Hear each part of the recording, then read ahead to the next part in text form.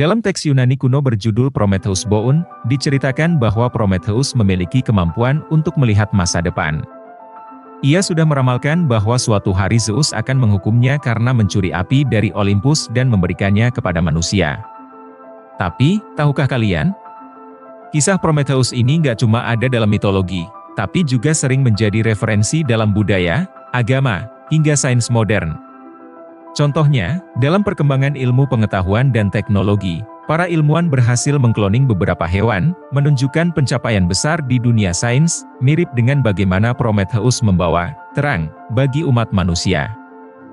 Di video sebelumnya, aku udah membahas kisah awal Prometheus, tapi ceritanya masih belum selesai. Jadi, buat kalian yang belum nonton video part 1, wajib banget nonton dulu biar lebih nyambung dengan pembahasan di video ini. Selain itu, di video kali ini kita bakal membahas lebih dalam, dengan berbagai referensi dari budaya, agama, dan bahkan karya fiksi. Jadi, pastikan kalian juga cek video-video lainnya yang udah aku buat sebelumnya. Oke, langsung aja kita masuk ke pembahasan. Di part sebelumnya, kita sudah melihat bagaimana Prometheus mencuri api dari Olympus untuk memajukan peradaban manusia. Sebagai hukuman, Zeus memberikan kutukan yang mengerikan, bukan hanya kepada Prometheus, tapi juga kepada manusia, dalam bentuk kotak Pandora yang berisi berbagai penderitaan. Zeus bahkan berulang kali mencoba menghancurkan umat manusia, mulai dari zaman perak hingga zaman perunggu. Tapi Prometheus nggak tinggal diam. Dia terus berusaha menyelamatkan manusia, sampai akhirnya kita tiba di zaman besi, alias zaman kita sekarang, ketika para dewa telah meninggalkan dunia manusia. Namun, meskipun para dewa telah pergi, bukan berarti segalanya berakhir bagi manusia. Ada satu hal yang tetap tersisa di dalam kotak Pandora, hal yang paling berharga bagi umat manusia. Yaitu harapan. Harapan inilah yang menjadi cahaya di tengah kegelapan, membantu manusia bertahan menghadapi tantangan dan kekejaman dunia. Meskipun terkadang harapan terasa mengecewakan, justru dari harapan inilah manusia bisa bangkit dan terus berkembang. Dengan warisan api Prometheus serta kekuatan harapan, manusia mampu melakukan hal-hal yang dianggap mustahil. Misalnya, meskipun manusia nggak punya sayap seperti burung, Daedalus dan Icarus membuktikan bahwa mereka bisa terbang dengan ilmu pengetahuan. Meskipun manusia nggak punya insang atau sirip seperti ikan, mereka berhasil menciptakan kapal dan menaklukkan lautan. Bahkan saat Zeus mengirimkan banjir besar untuk memusnahkan umat manusia, manusia tetap bertahan berkat kecerdasan dan tekad mereka. Dan pada akhirnya, bahkan Prometheus sendiri berhasil terbebas dari hukuman abadinya. Tapi uniknya, yang membebaskannya bukanlah seorang dewa, melainkan seorang manusia. Atau lebih tepatnya, seorang demigod, setengah manusia, setengah dewa. Dia adalah Hercules. Hercules, yang merupakan keturunan umat manusia, kaum yang selalu diperjuangkan oleh Prometheus, membuktikan bahwa apa yang dianggap mustahil oleh para dewa ternyata bisa diwujudkan oleh manusia. Dalam Prometheus Boon, Prometheus bukan hanya meramalkan hukumannya, tapi juga mengetahui bahwa suatu hari seorang manusia, Hercules, akan datang untuk membebaskannya. Itulah kenapa dia tetap tabah menjalani penderitaannya, karena dia yakin bahwa kekuasaan Zeus nggak akan bertahan selamanya. Prometheus juga memiliki kekuatan psikis yang bisa menarik elemen alam di sekitarnya. Ia memanggil angin, mata air, bumi, dan matahari untuk menjadi saksi atas penderitaannya. Sampai akhirnya, para Oceanids, bidadari laut, datang mengunjunginya karena penasaran kenapa Zeus menghukumnya begitu kejam. Saat itu, Prometheus menceritakan segalanya kepada mereka, termasuk bagaimana ia telah membantu memajukan umat manusia. Di tengah pembicaraan, tiba-tiba datang seekor lembu betina. Tapi ternyata, itu bukan sembarang lembu. Melainkan seorang wanita yang dikutuk oleh Hera. Wanita itu bernama Io.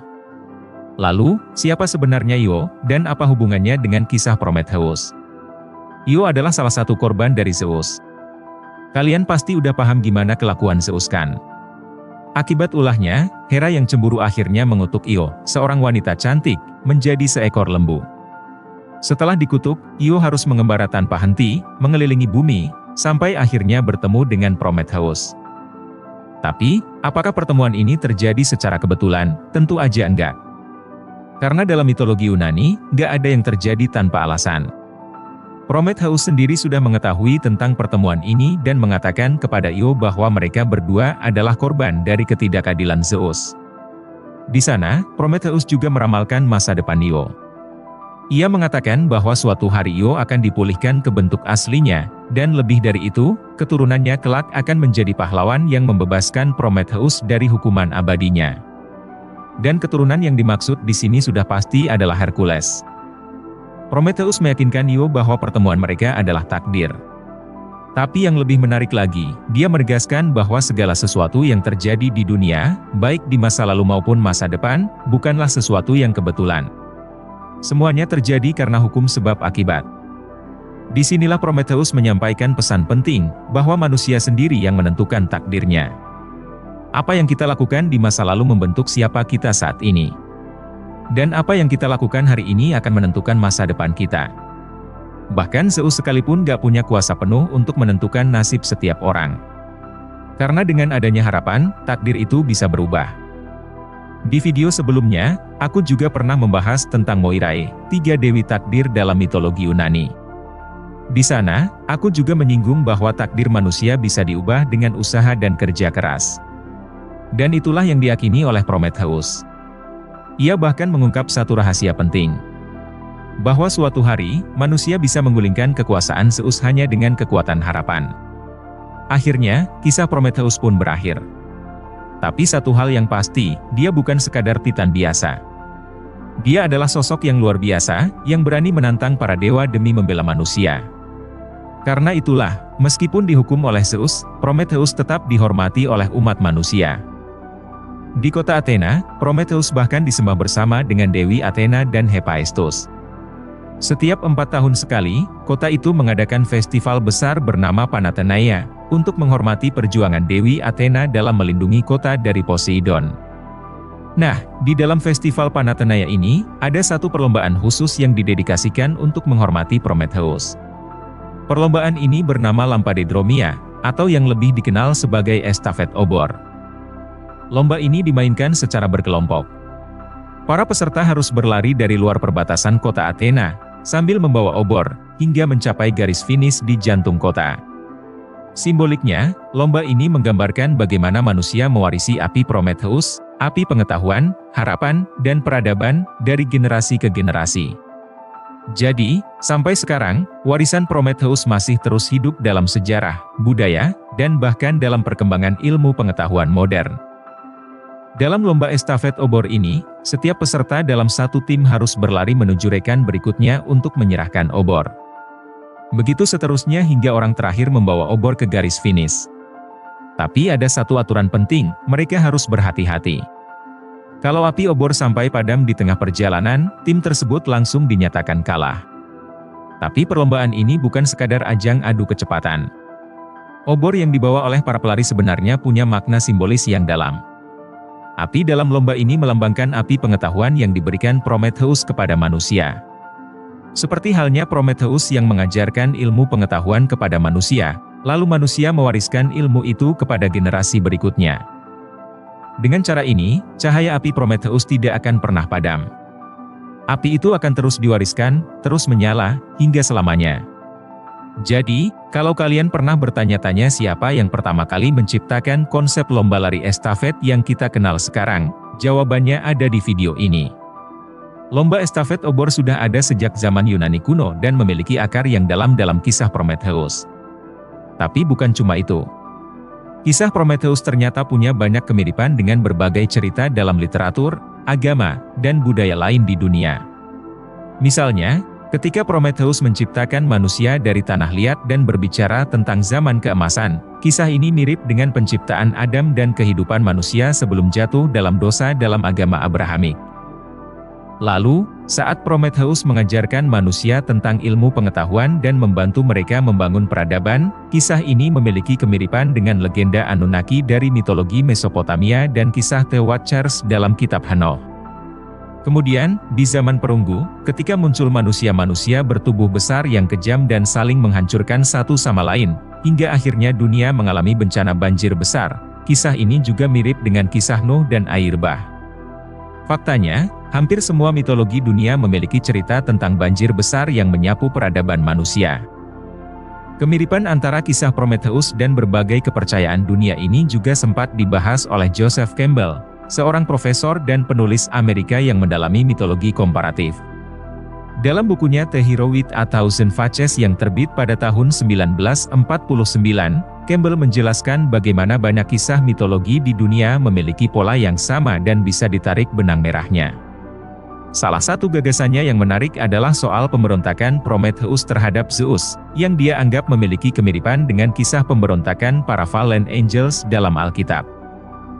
Gagasan serupa juga dikemukakan oleh seorang sarjana agama bernama Zev Werblow dalam bukunya Lucifer and Prometheus yang diterbitkan pada tahun 1952. Dalam karyanya, Werblow membandingkan Prometheus, yang dijuluki sebagai Firebringer atau pembawa api, dengan Lucifer, yang dalam beberapa tradisi disebut sebagai pembawa cahaya dari surga. Secara etimologi, nama Lucifer berasal dari bahasa Latin Vulgata. Kata lux berarti cahaya, sedangkan ver berarti membawa. Jadi, secara harfiah, Lucifer bisa diartikan sebagai pembawa cahaya. Dalam beberapa versi terjemahan Alkitab, seperti Amplified Bible Classic Edition, nama ini juga memiliki makna yang serupa. Tapi selain dalam literatur, agama, budaya, dan bahkan bidang olahraga, ternyata kisah Prometheus juga punya pengaruh besar dalam kehidupan modern, terutama dalam perkembangan ilmu pengetahuan dan teknologi. Salah satu contoh nyata adalah dalam bidang bioteknologi, khususnya dalam penelitian cloning. Kalian pasti pernah dengar soal domba Dolly, hewan cloning pertama yang berhasil bertahan hidup dan menjadi pencapaian besar dalam dunia sains. Setelah keberhasilan cloning domba Dolly, para ilmuwan terus bereksperimen dengan berbagai hewan lain, mulai dari sapi, tikus, kambing, hingga kelinci. Sampai akhirnya, pada tahun 2003, mereka berhasil mengkloning spesies ketujuh, yaitu seekor kuda. Percobaan ini dilakukan oleh tim ilmuwan yang meneliti ratusan embrio dari jenis kuda Haflinger. Tapi dari sekian banyak embrio yang diuji, hanya satu yang berhasil bertahan dan lahir dengan selamat. Kuda hasil cloning ini diberi nama Promethea. Kenapa namanya Promethea? Tentu saja, nama ini diambil dari Prometheus, sang titan yang membawa api pengetahuan kepada manusia. Nama ini dipilih untuk melambangkan pencapaian luar biasa dalam sains, sebuah simbol dari api pengetahuan yang terus diwariskan dan berkembang. Tapi bukan cuma dalam bioteknologi, referensi Prometheus juga ada dalam dunia medis dan biologi. Selama beberapa dekade, para ahli telah menemukan fakta menarik bahwa hati manusia, liver, adalah satu-satunya organ dalam yang bisa beregenerasi. Fakta ini sangat mirip dengan kisah Prometheus dalam mitologi Yunani. Di cerita mitologi, hati Prometheus terus tumbuh kembali setiap malam setelah dimakan oleh elang Zeus. Nah, dalam dunia medis, kemampuan ini juga terjadi di dunia nyata. Regenerasi hati manusia terjadi karena adanya sel khusus yang disebut hepatosit. Sel ini punya kemampuan unik untuk menggandakan diri dengan cepat dan secara tak terbatas. Jadi, ketika terjadi kerusakan pada hati, misalnya akibat penyakit atau cedera, hati manusia bisa tumbuh kembali dan memperbaiki dirinya sendiri. Tapi mungkin kalian bertanya, apa bedanya dengan bagian tubuh lain yang juga bisa sembuh setelah terluka? Nah, itu bukan regenerasi, tapi lebih ke kemampuan memperbaiki diri. Misalnya kalau jari kita terpotong, ya udah, nggak bakal bisa tumbuh lagi. Yang bisa terjadi adalah proses penyembuhan luka, bukan regenerasi. Luka perlahan sembuh, tapi jari yang hilang nggak akan balik lagi. Beda sama hati manusia yang bisa tumbuh kembali secara utuh, kayak ekor cicak yang copot terus bisa tumbuh lagi. Tapi kenapa cuma hati yang punya kemampuan regenerasi, kenapa organ tubuh lain nggak bisa kayak gitu?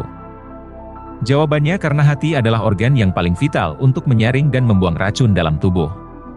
Organ ini paling sering kena paparan zat berbahaya dan rentan mengalami kerusakan.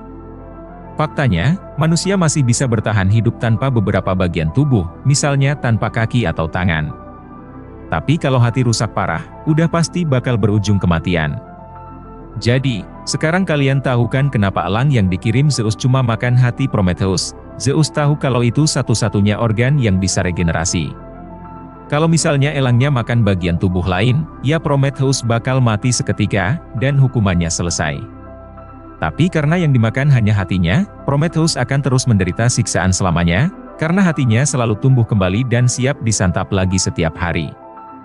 Wah, mendadak jadi pelajaran biologi ya. Oke, cukup pelajaran biologinya, sekarang kita lanjut ke pelajaran kimia. Karena ternyata, nama Prometheus juga diabadikan dalam ilmu kimia. Ada satu unsur kimia yang dinamakan prometium, dengan lambang PM dan nomor atom 61. Pada tahun 1945, unsur prometium pertama kali ditemukan di laboratorium Clinton oleh 3 ilmuwan, Jacob Marinsky, Lawrence Glendening, dan Charles Coriel. Awalnya, unsur ini mau dinamai Clintonium, diambil dari nama laboratorium tempat penemuannya. Tapi istri Charles Coriel, yaitu Grace Mary Coriel, mengusulkan nama lain, Promethium. Kenapa harus Promethium? Karena unsur ini dianggap sebagai simbol dari keberanian dan juga potensi penyalahgunaan kecerdasan manusia, mirip seperti Prometheus yang mengajarkan manusia berbagai ilmu, termasuk cara membuat logam, yang akhirnya menandai awal zaman perak dalam mitologi Yunani. Dalam ilmu kimia, perak adalah unsur logam dengan nomor atom 47, sedangkan Promethium punya nomor atom 61.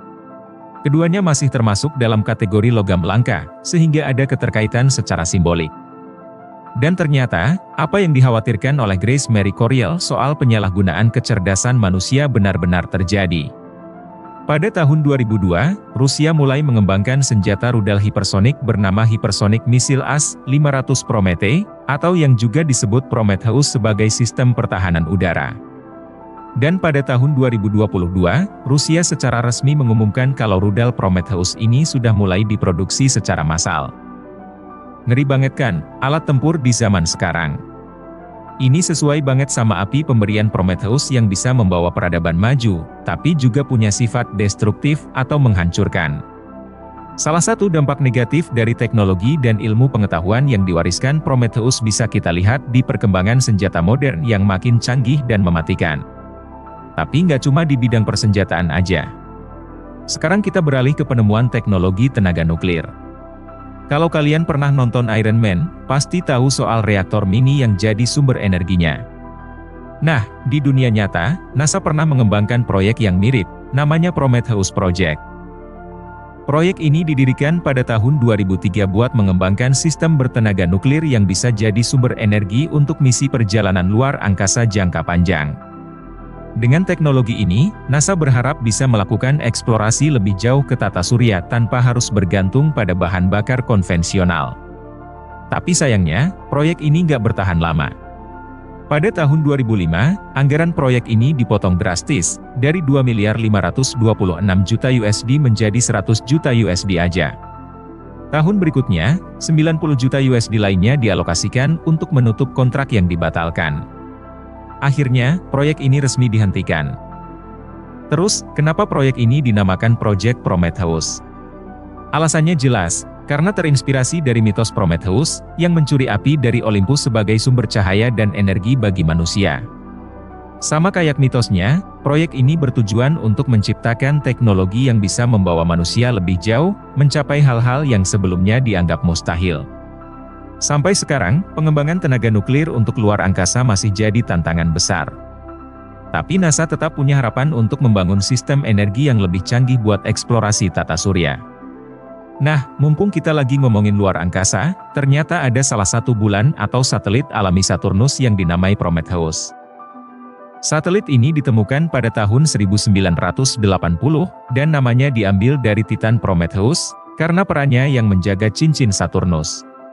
Tapi referensi Prometheus nggak cuma sampai di situ. Seperti yang kita tahu, Prometheus terkenal karena memberikan kecerdasan kepada manusia.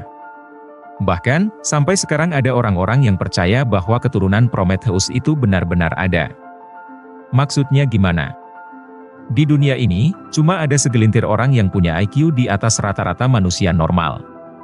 Dan beberapa dari mereka membentuk komunitas khusus yang dinamakan Prometheus Society. Komunitas ini didirikan pada tahun 1982 oleh seorang bernama Ronald K. Hoeflin. Pendiri Prometheus Society, Ronald K. Hoeflin, mengumpulkan orang-orang tercerdas dari seluruh dunia, dari berbagai latar belakang dan tempat yang berbeda. Mereka kemudian saling berkomunikasi dalam komunitas eksklusif ini, yang isinya hanya orang-orang dengan kecerdasan di atas rata-rata manusia normal. Tapi nggak sembarang orang bisa bergabung. Seleksinya super ketat. Calon anggota harus lolos tes IQ, dan hanya mereka yang punya IQ di atas 176 yang memenuhi syarat.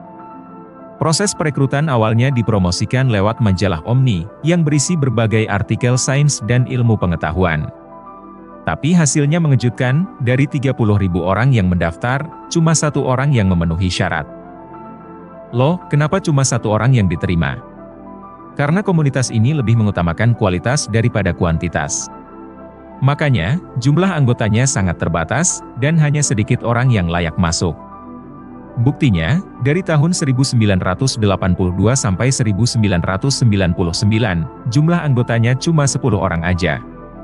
Menurut data terbaru, pada tahun 2022, jumlah anggota komunitas ini kurang dari 3 lusin atau kurang dari 36 orang. Kalau kalian penasaran, bisa langsung cek situs resmi Prometheus Society. Di sana, logo komunitas ini menampilkan api Prometheus sebagai simbol pengetahuan dan kecerdasan. Mereka bahkan punya slogan khusus, yaitu Gift of Fire, yang artinya api sebagai hadiah, melambangkan bahwa kecerdasan adalah anugerah yang berharga. Tapi, kenapa komunitas ini dibuat? Menurut mereka, hanya sebagian kecil manusia di dunia yang terlahir dengan kecerdasan di atas rata-rata. Masalahnya, orang-orang super cerdas ini sering kesulitan berkomunikasi atau menjalin hubungan sosial di lingkungan sekitarnya.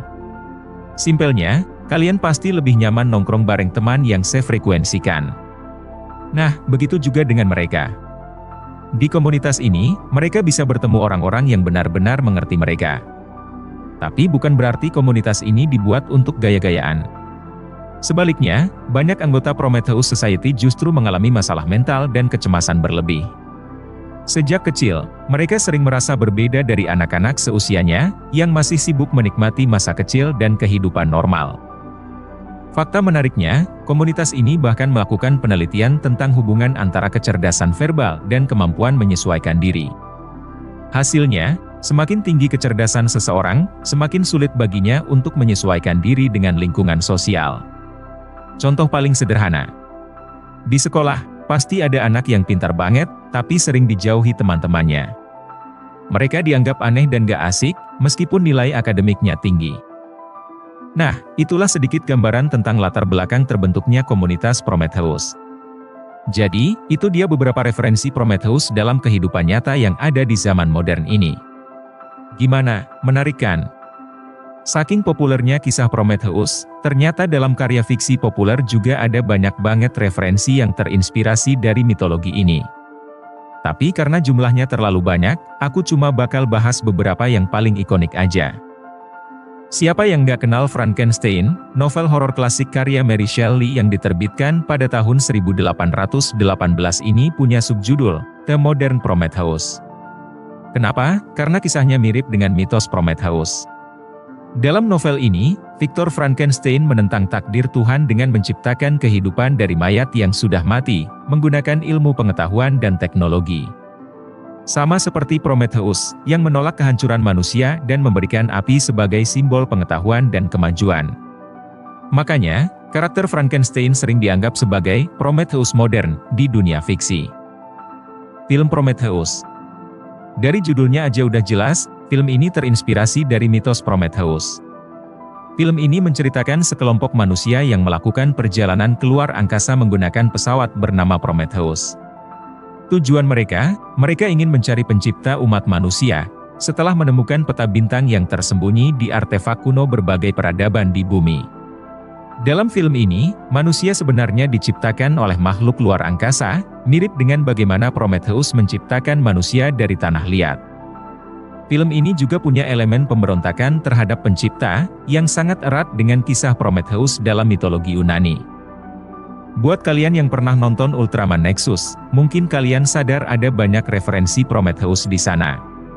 Salah satunya ada di episode 28, yang membahas Prometheus Project. Meskipun namanya sama dengan proyek NASA di dunia nyata, konsepnya beda jauh. Dalam cerita ini, Prometheus Project adalah eksperimen genetika yang mencoba menggabungkan gen manusia unggul untuk menciptakan manusia sempurna. Hasilnya, muncul manusia dengan kecerdasan luar biasa, daya tahan tubuh kuat, dan kemampuan psikis seperti indera keenam, telepati, dan telekinesis. Anak-anak yang lahir dari eksperimen ini disebut Promethean Children, dan salah satu protagonis dalam cerita ini, Ren Senju, ternyata adalah salah satu dari mereka. Ada satu detail menarik dalam episode 28, yaitu logo Prometheus Project yang menampilkan api dan rantai. Simbol ini jelas merujuk ke hukuman Prometheus, yang dirantai oleh Hephaestus sebagai hukuman karena mencuri api dari Olympus. Selain itu, Ren Senju juga memakai cincin dengan tulisan, Fire, yang merupakan sebutan lain dari api Olympus, seperti yang udah aku jelaskan di video part 1. Bahkan, alat transformasi Evolve Thruster yang dipakai Ren juga bisa mengeluarkan cahaya mirip api, mengingatkan kita pada api yang diberikan Prometheus kepada manusia. Ini juga berkaitan dengan konsep estafet obor, di mana kekuatan cahaya Ultraman Nexus terus diwariskan dari satu orang ke orang lain, mirip dengan bagaimana pengetahuan dan teknologi yang diberikan Prometheus terus berkembang dari generasi ke generasi. Sejalan dengan quote ikonik dari Dunamis Himea, yang bilang, api Prometheus adalah simbol pengetahuan yang diwariskan, memungkinkan umat manusia mencapai sesuatu yang sebelumnya dianggap mustahil. Jadi, itu dia semua tentang Prometheus. Dari mitologi kuno sampai ke ilmu pengetahuan modern dan karya fiksi, karakter ini benar-benar mengakar di berbagai aspek kehidupan kita. Sekarang, apa moral cerita yang bisa kita ambil dari kisah Prometheus? Tulis pendapat kalian di kolom komentar. Kalau ada tambahan atau koreksi, langsung aja share di bawah. Dan seperti biasa, terima kasih sudah menonton. Sampai jumpa di video berikutnya. Hanya di Kata Dunia.